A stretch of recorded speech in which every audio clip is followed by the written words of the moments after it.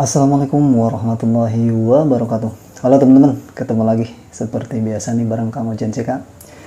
Udah sekian lama nih Kang Ojan CK tidak makan lagi, dan kali ini Kang Ojan CK mau makan lagi.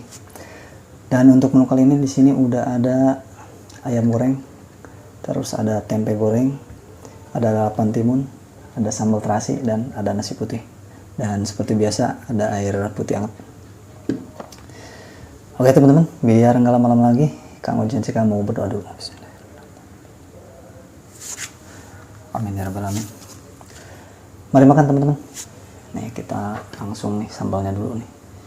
Kita ke piringin dulu. Sambal terasinya nih. Mantap banget. Oke. Tempe sama ayam. Nih kita paha ayam. Kita langsung jajal sambalnya.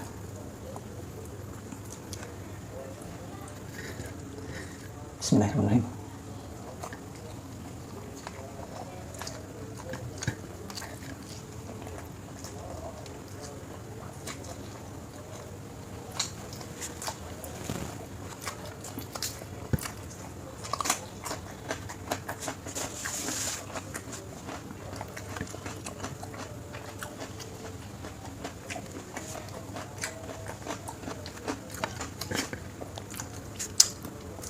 Sambal terasinya pas banget, rasanya mantap.